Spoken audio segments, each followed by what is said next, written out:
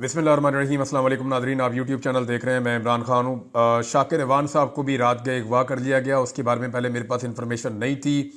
शाकिर अवान साहब जो हैं वो बड़े मेहनती जर्नलिस्ट हैं। मैं उनके साथ कुछ इंटरव्यूज़ भी कर चुका हूँ और बड़ी शानदार तरीके से और बड़ी ईमानदारी के साथ वो अपना काम करते हैं। जब PMLN बहुत मुश्किलात में थी और इस्टेब्लिशमेंट उनके ख़िलाफ़ होती थी तो शाकिर अवान साहब उस दौर में भी रिपोर्टिंग करते थे और वो ख़बरें भी चला देते थे जो ख़बरें कोई और नहीं चला सकता था। फिर वक्त गुजरा और PMLN ने जूते पॉलिश किए, इक़्तिदार में आ गए और इमरान खान साहब के ऊपर इस्टेब्लिशमेंट की चढ़ाई हो गई। अब शाकिर अवान साहब जो हैं वो दूसरी तरफ की कवरेज भी उसी तरह कर रहे हैं, लेकिन PMLN को ये पसंद नहीं है और इसी वजह से अब वो जिन लोगों को कल को कहते थे कि ये मुजाहिद हैं, ये ज़बरदस्त रिपोर्टिंग कर रहे हैं, इनसे बेहतर कोई सहाफ़ी हो नहीं सकता, ये सारे इकट्ठे होकर मुतीउल्लाह जान के घर पहुंच गए थे जब वो चंद घंटे के लिए अगवा हुए थे। और ना सिर्फ ये हुआ था बल्कि मुतीउल्लाह जान को जाके ये मुती भाई कहते थे ये सारे लोग, और उनकी बड़ी इज्जत करते थे उनके पॉइंट ऑफ व्यू की वजह से, क्योंकि वो सही चीज़ को सही और गलत चीज़ को गलत कह रहे थे। हालांकि मेरा कुछ चीज़ों पे मुतीउल्लाह साहब से इख्तलाफ रहा, लेकिन एक चीज़ है कि वो अपने मौक़िफ़ के ऊपर डट जाने वाला आदमी है। मुतीउल्लाह जान ने अब जब इनको एक्सपोज करना शुरू किया तो अब इनके जो इंफॉर्मेशन मिनिस्टर हैं वो उनके ऊपर एलिगेशन लगा रहे हैं और उनको सहाफ़ी मानने से इनकारी है। सवाल ये पैदा होता है कि क्या ये लोग खुद इंसान भी हैं कि जिस चौक में जिस जगह पे लाशें गिरी हैं वहां पे जाकर खड़े होकर इंफॉर्मेशन मिनिस्टर जो है वो लतीफ़े सुना रहा है, वहां खड़े होकर जुगते मार रहा है। और भाई अभी वहां से लाशें उठाई गई हैं थोड़ी देर पहले, वहां पे लोग जख्मी हुए हैं, बहुत सारा खून गिरा हुआ है सड़कों के ऊपर। हद हो गई वैसे। शाकिर अवान साहब जो हैं इनके घर के ऊपर रेड किया गया, रात गए 2 बजे के करीब और दीवारें फलांग कर लोग अंदर गए। नीचे वाली मंजिल पे शाकिर अवान साहब नहीं थे, नीचे सारी तलाशी ली, ऊपर वाली मंजिल पे गए और शाकिर अवान साहब को वहां से पकड़ा। उनके फैमिली मेंबर्स कह रहे हैं उन्हें शुबा है कि उनके ऊपर टॉर्चर भी किया गया शाकिर अवान साहब के ऊपर। इन्होंने पूछा कि जनाब आपके पास कोई वारंट है, कोई अरेस्ट वारंट है, कोई सर्च वारंट है, तो इसके ऊपर उनके ऊपर टॉर्चर किया गया। फिर उनको उठाकर वहां से ले गए, क्योंकि इससे पहले भी जो है वो इनके घर वाले ऐसी चीज़ें फेस कर चुके हैं, लिहाजा वो बंदों को पहचानते भी हैं। जो लोग आए थे रेड करने के लिए उनमें कुछ पुलिस वाले थे, कुछ FIA वाले थे और कुछ नामालूम अफराद थे जो नकाबपोश थे। उन्होंने मुंह के ऊपर मास्क पहने हुए थे, जैसे बंदे आपने बाकी रेड्स के अंदर देखे, मेरे घर पे जो गए थे या वो आगा शेख आगा के घर जो गए थे, बाकी लोगों के घर जो जाते हैं आपको नजर ही आ जाते हैं। तो इस तरह मुख्तलिफ किस्म के लोग गए थे और इन्होंने जाके शाकिर अवान साहब को अगवा किया और लेकर चले गए। अब FIA कह रही है उनके पास नहीं है, पुलिस कह रही है उनके पास नहीं है, हर जगह पे पता किया है और शाकिर अवान साहब को मुबैना तौर पे एजेंसियां उठाकर ले गई हैं और अभी तक उनको वापस नहीं किया जा रहा। सिर्फ ये इंफॉर्मेशन आई है कि उनको बाद में FIA के हवाले कर दिया जाएगा और FIA के जरिए से वो वापस अपने घर पहुंच जाएंगे। अब शाकिर अवान और मुतीउल्लाह जान दोनों के साथ हुआ गया, मुतीउल्लाह जान पे एक अजीबोगरीब मुकदमा डाल दिया गया कि जनाब ये नशे की हालत में जा रहे थे, इन्होंने बैरियर के अंदर गाड़ी मारी, फिर पुलिस वाले थे गन छीन के उसके ऊपर तान दी, फिर जब तलाशी ली इनको काबू करके तो गाड़ी के अंदर से आइस भी मिल गई। मैंने तो मुतीउल्लाह जान को कभी सिगरेट पीते हुए भी नहीं देखा। हैरत की बात है। वैसे ऐसा भौंडा और गलीज मुकदमा दर्ज किया और अदालत ने उसके ऊपर 2 दिन का रिमांड भी दे दिया। साकिब बशीर साहब साथ मौजूद थे मुतीउल्लाह जान के जब दोनों को अगवा किया गया। फिर साकिब बशीर साहब को 5 मिनट के बाद छोड़ दिया गया, मुतीउल्लाह जान साहब को गायब कर दिया गया। फिर बाद में जब प्रेशर बहुत ज्यादा बढ़ा, और मैं ये बताता हूं ये प्रेशर बढ़ा है, मुतीउल्लाह जान को छोड़ना नहीं था, क्योंकि मुतीउल्लाह जान रेगुलर अदालतों में जाते हैं तो जजेस का अदलिया का बहुत प्रेशर था, लिहाजा मुतीउल्लाह जान को मंजर आम पे लाकर उनकी FIR करनी पड़ी। तो ये प्रेशर जो है वो मैं सारे सहाफियों से कहूंगा और सबसे मेरी गुजारिश है कि शाकिर अवान के लिए भी इसी तरह आवाज उठाए, सारे इकट्ठे होकर लाहौर हाई कोर्ट की चीफ जस्टिस के पास जाएं, उन्हें जाकर कहें जी यहां पे वो कवरेज करने आते हैं, इंसानी हकूक की पामाली हो रही है, आप चीफ जस्टिस हैं, हमारा बंदा बरामद करवा के दें। वो जो पुलिस वाले साथ आए थे, FIA वाले आए थे, उन्हें बुलाएं, उन्हें कहें जी हमारा बंदा वापस करें। और इसी तरह जो है वो इस्लामाबाद के अंदर हमारे जो दोस्त सुप्रीम कोर्ट में या इस्लामाबाद हाई कोर्ट में जाते हैं वो भी वहां जाएं और जाके जजेस से बात करें, चीफ जस्टिस ऑफ पाकिस्तान से बात करें कि जनाब हमारे सहाफी अगवा हो रहे हैं, मुतीउल्लाह जान के बारे में भी बात करें और शाकिर अवान के बारे में भी बात करें। एक अनोखी मजाहिया किस्म की FIR जो है मुतीउल्लाह जान साहब पे दी। इन दोनों बंदों का कसूर क्या है? एक चीज आप अपने जहन में रखें और सबको यह बात समझनी पड़ेगी कि रियासत का या इदारों का या हुकूमत का जो इस वक्त सबसे कमजोर पॉइंट है, जहां ये बुरी तरह फंस गए हैं, वो ये है कि इन्होंने रियल बुलेट्स चला दी हैं। 26 तारीख की रात को जो कुछ भी हुआ वो इनके लिए डरावना ख्वाब बन गया। इन्हें आइडिया नहीं था कि ये मामला ऐसे एक्सपोज हो जाएंगे। मुझे एक शायर है, उनका शेर याद आ गया, इकबाल अजीम साहब उनका नाम है। उन्होंने एक दिन बड़ा जबरदस्त शेर कहा था, एक गजल है पूरी, उसके अंदर से उनका एक शेर है कि कातिल ने किस सफाई से धोई है आस्तीन, कातिल ने किस सफाई से धोई है आस्तीन, उसको खबर नहीं कि लहू बोलता भी है। तो लहू बोलता है जी, आप लाशें छुपा नहीं सकते, आप खून के निशान मिटा नहीं सकते।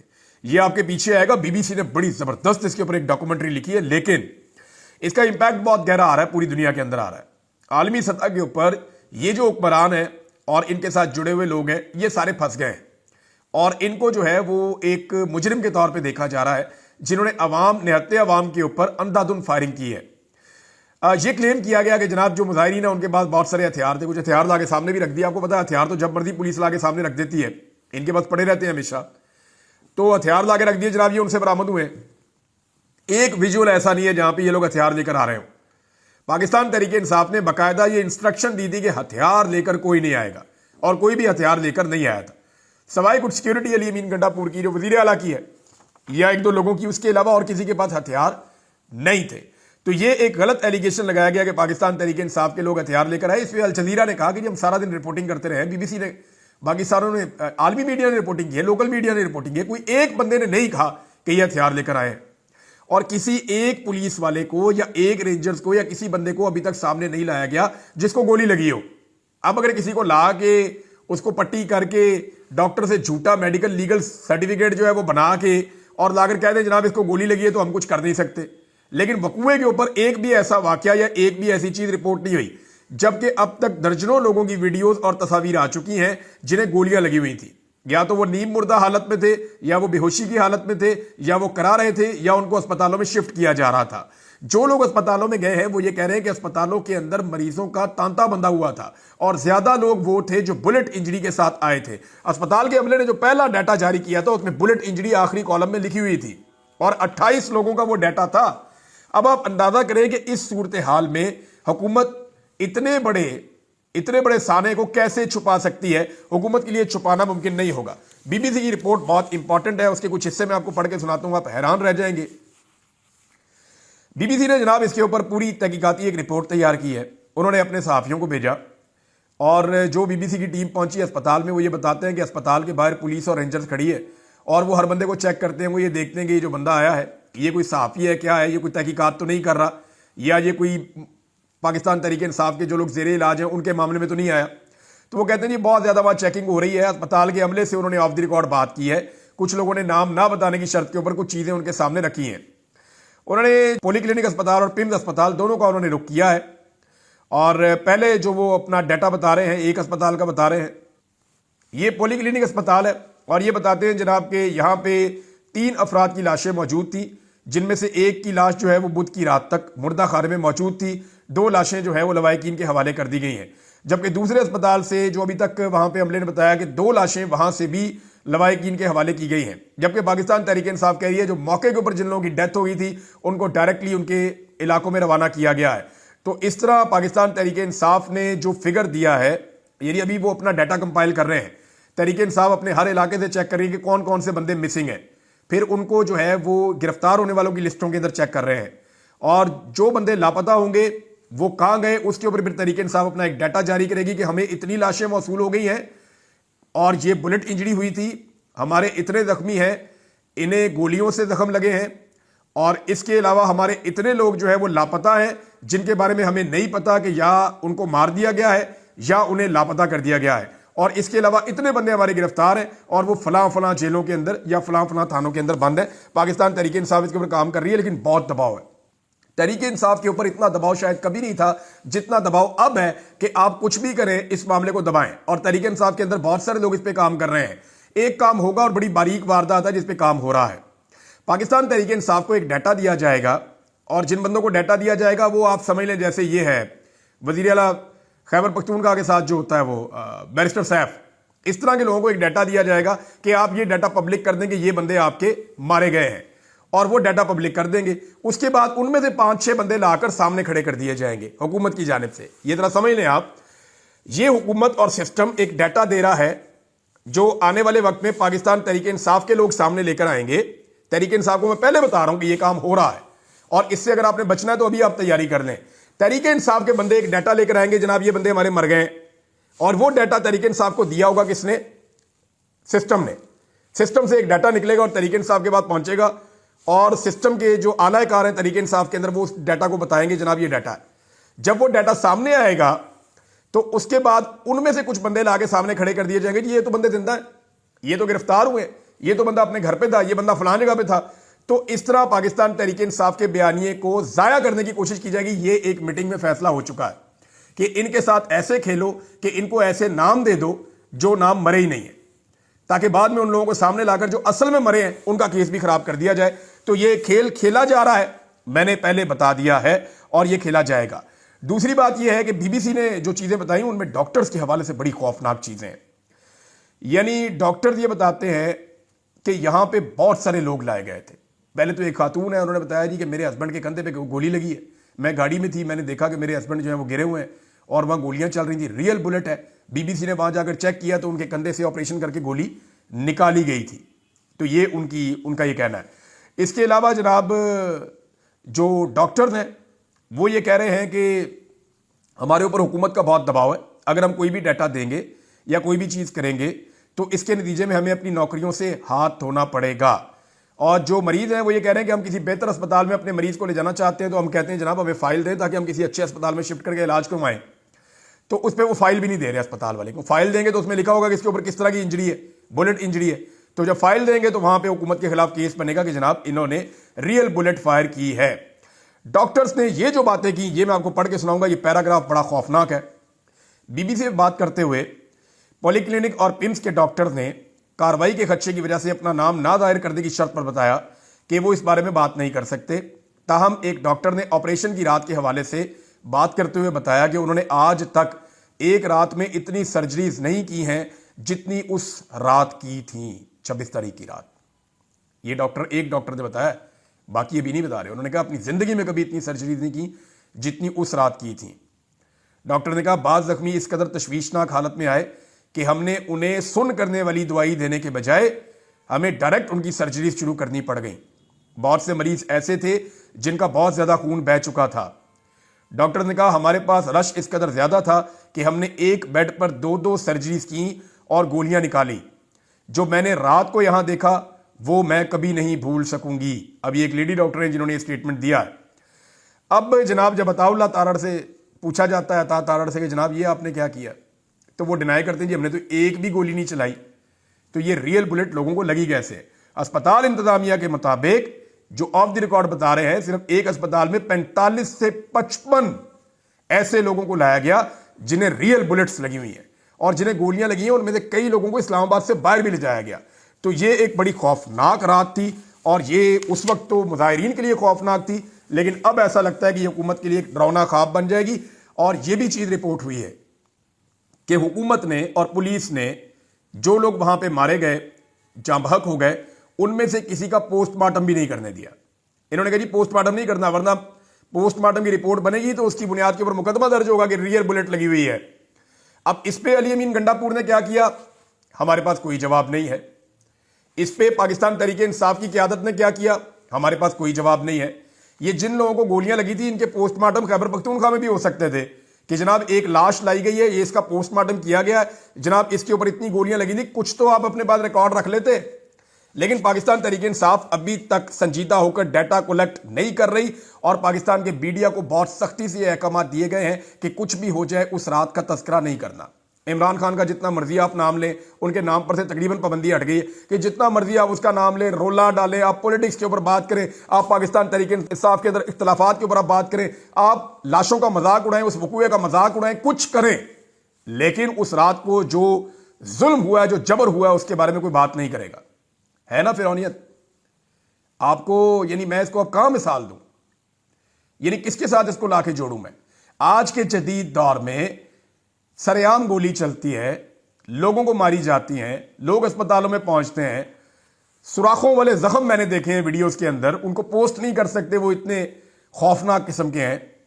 جب وہ ساری چیزیں نظر آ رہی ہیں، بے شمار لوگ اسپتال میں بیڈز کے اوپر پڑے ہوئے ہیں، جب سب کچھ نظر آ رہا ہے پھر بھی میڈیا بول نہیں پا رہا، تو اس کا مطلب آپ سمجھ جائیں کہ یہ کتنا بڑا ایشو ہے اس وقت اس نظام کے لیے۔ ناظرین، جو لوگ واپس جا رہے تھے ان میں سے کچھ لوگوں کو گرفتار کیا گیا ہے، اور پتہ چلا ہے کہ بلوچستان سے تعلق رکھنے والی قیادت اور کچھ پنجاب کے لوگ جو ہیں، ایون خیبر پختونخوا کے بھی، ان کو اغوا کر لیا گیا ہے۔ نہ وہ نہ ان کی لاش ملی ہے، نہ وہ کسی پولیس اسٹیشن میں ہے، نہ انہیں جیل بھیجا گیا ہے، اور نہ ہی ان کے اوپر کوئی اور، نہ وہ زخمی ہوئے، نہ وہ اپنے علاقوں میں پہنچے ہیں۔ تو باقاعدہ کنفرم کیا جا رہا ہے کہ کچھ لوگوں کو اغوا کر کے سائڈ پہ کیا گیا ہے۔ ممکن ہے کہ 9 مئی طرز کا کوئی اور معاملہ بنایا جائے اور یہ کیا جائے کہ جناب ان کے بیانات کی روشنی میں عمران خان صاحب کو کسی طرح پھانسا جائے۔ ناظرین، یہ والا ہفتہ جو ہے وہ پاکستان تحریک انصاف کے لیے بہت امپورٹنٹ ہے، اور اس کی کچھ وجوہات ہیں۔ ایک تو سلمان اکرم راجہ صاحب نے استعفیٰ دے دیا ہے سیکرٹری جنرل کی سیٹ سے، حالانکہ یہ استعفیٰ دینے کا ٹائم نہیں ہے، ذمہ داری لینے کا ٹائم ہے۔ سلمان اکرم راجہ صاحب کیونکہ ناکام رہے، لاہور سے جلوس کو لیڈ کرنے میں، انہوں نے وہاں سے لوگوں کو لے کر آنا تھا، لیکن انہوں نے صاف کہا جناب 10 20 25 30 بندوں سے زیادہ اکٹھے نہیں ہو پا رہے تھے، اور جیسے ہی بندے نکلتے تھے ویسے ہی اٹیک ہو جاتا تھا۔ ہر طرف کرفیو کا سماں تھا، اور رکاوٹیں اتنی زیادہ لگائی گئی تھی کہ کسی صورت بھی ہم اس قابل نہیں تھے کہ ہم پہنچ جاتے اسلام آباد تک۔ تو سلمان اکرم راجہ صاحب نے لگ بھگ اپنی رسپانسبلٹی لی ہے، اور ذمہ داری لیتے ہوئے انہوں نے استعفیٰ دیا ہے، لیکن انہوں نے کہا ہم آگے بڑھیں گے اپنے غصے اور عزم کے ساتھ، ہم ہر قانونی رستہ اپنائیں گے، ہم ایک پرامن سیاسی جماعت ہیں، ہم ایک جتھا ہرگز نہیں ہے، یہ سلمان اکرم راجہ صاحب نے کہا ہے۔ لیکن سلمان اکرم راجہ صاحب کو اتنی وہ کرنے کی ضرورت کیا ہے؟ یعنی سلمان اکرم راجہ صاحب بہترین کام کر رہے ہیں، اور انہوں نے سچ بولا ہے کہ اس وجہ سے ہم نہیں نکل پائے۔ اصل میں تو وہ لوگ ہیں جو فوٹو سیشنز کر رہے تھے، اصل میں تو حماد اظہر سے پوچھنا چاہیے نا کہ آپ پنجاب کے صدر ہیں، بتائیں جی آپ کتنے بندے لے کر آئے؟